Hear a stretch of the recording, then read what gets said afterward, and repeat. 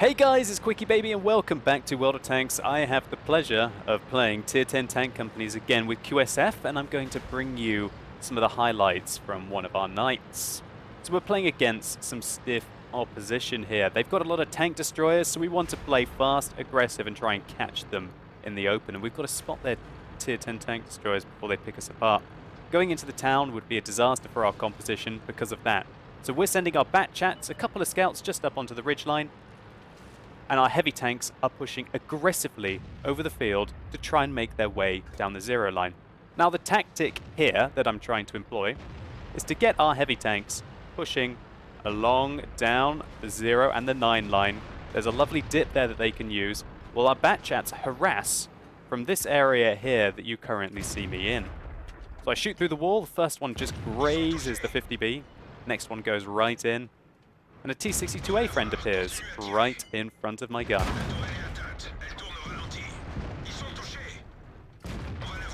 And that's 1,600 damage with only taking 320 in return, on average, from the T62A. So our IS-7s have reached the fray, the T10s and an E100 supporting them. Now I make it very clear on TeamSpeak now to QSF what the plan is. Our bat chats are to drop back and to now pincer the enemies who have come into an absolute glut of a position here. And here comes the destruction. Our heavies have got a nice ridge line. They're pushing straight towards their tank destroyers, lighting them up. And our bat chats can just fully unload, well, into the back of my friends there. Sorry about that one. Into the side of their heavy tanks. It's a bit of a bad shot there at the end, didn't finish off the FE215B. But the result is all the same. Our heavies are pushing very successfully along the 0 line, and their medium tanks just cannot compete with bat chats. The amount of DPM a bat chat is able to pull off when it's fully reloaded is simply incredible. And our heavies have finally made their way towards the enemy tank destroyers. And their big guns don't count for anything as soon as they're flanked by our heavies. There's very little they can do there. In the meantime, I'm teaming up with the Gaming Lion. And we're going to have a backpack against this E100. Track him to hold him still. And then we're just going to town on the back of this guy's tank. He gets set on fire, there goes the premium fire extinguisher. And we finish him off. That was a very aggressive game. 3 minutes in, and it's pretty much decided. What a fantastic blitz there. Went perfectly for us. We got our heavies into the right position, made their tank destroyers count for very little. And the bat chats just countered the enemy mediums and also the heavies that were trying to get forwards and hold on for their tank destroyers so very well. Couple of things to highlight here. You can check out the power of what two bat chats are capable of doing if they work together. And also, should definitely try and not drive in front of bat chats. That's something that we brought up throughout the tank company evening. That if a bat chat's unloading, don't drive in front of him because sod's law, it's going to be that split second that he fires that you're in front of his vehicle. And it's something that I am definitely guilty of, and I'm going to have to work on myself. I've got more gameplay coming up, but let's just take a very quick look at the post-game stats to see how the damage was distributed between our tank company. So 2 of our bats finished on top. I'd say the average damage that the bat chats did were probably about 2,200 there. Apart from Rimmy, who I did shoot in the back of the head. Sorry about that, Rimmy. The IS-7s had a very good game, and they managed to even bounce some shots. Look at that potential damage received there by Turbo Prince before he was able to go down, 4,900. The T10E5s had a really hard time this game. I guess that's because their sidearm is not as strong, and when they drove down that 0 line, they were probably getting shot in the side by the heavies. But they gave our bat chats enough time to dish more damage out than they received, so we were able to overwhelm the enemy and take them down. Also, Roasted Lemon showed what a scumbag he is. He was even able to pull off 2,000 damage in a 3-minute game. So let's take a look at some more gameplay. So now we are playing on Mountain Pass against some stiff opposition again. Roasted Lemon led this one. I'd just like to clarify that, and he did a fantastic job, as we are about to see. So, his tactics were as follows. Initially, the Batchats are going to go down this F4 area to be able to get the initial spots on the enemies. We're going to send a couple of our tanks also towards the H3 zone. And then our artillery is just going to do his work with the heavies contesting both the bridge and also the northeast. So we spread our tanks out very well indeed. The reason why Rimisirk is in an AMX 1390, I believe, is because he stole a ram from somebody at the end of the game in the previous round. So don't think that the 1390 is a usual setup. So this is working out quite well for us. We've got, well, until the Batchat just got swatted. We've got our 2 medium tanks situated up here, a 1390 giving them a bit of covering in the side. Now Roasted gives the order that he only really wants 1 Batchat up there for vision, and there's no point in having that many Batchats up there as it's risking all of their health for the artillery. So in turn, it's time to flank around, or at least get down to a safer area here. From here, we're still able to counter a rush through the middle, and we're also able to get shots up if they try and overwhelm the people here at the H3 area.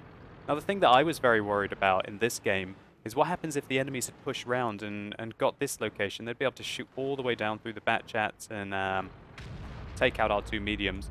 Then again, our Batchats could have easily just relocated into the enemy base there if they had invested too many forces, and also shoot back. So right now, we've decided that it's time to push that northern flank. I've got Icy Jack with me. One of the best people to have working together. And we're not even spotted right now. The enemy Batchat is probably still going to be there. And unless he's got a hell of a lot of fire support, he is in a lot of trouble. Ah, my first shot dips. Icy Jack finishes him off, and I waste a shell into the Batchat's wreck. So now it's a case of let's see if we can catch the enemy artillery by surprise. They've got a Conqueror gun carrier and a GWE 100, both valuable targets to take out in this situation. Now the IS-7s have changed from their northeasterly position, and oh no, there escapes the Sky Pig, slipping and sliding his way down the slope. Hopefully somebody can take him out.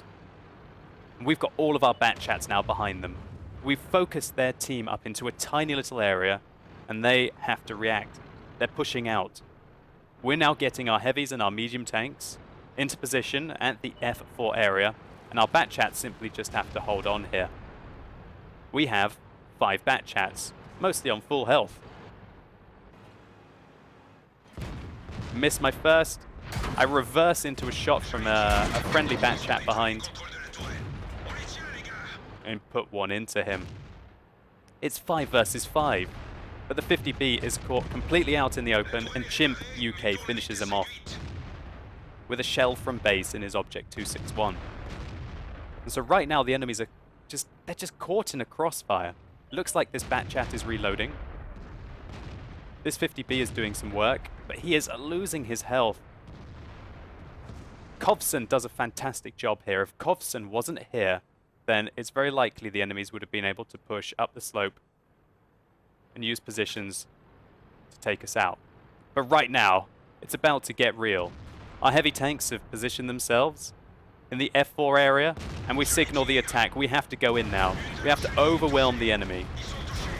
I put 2 shots in before I go down. Hopefully my friends can do slightly better, while our heavies are pushing at the same time on the other flank.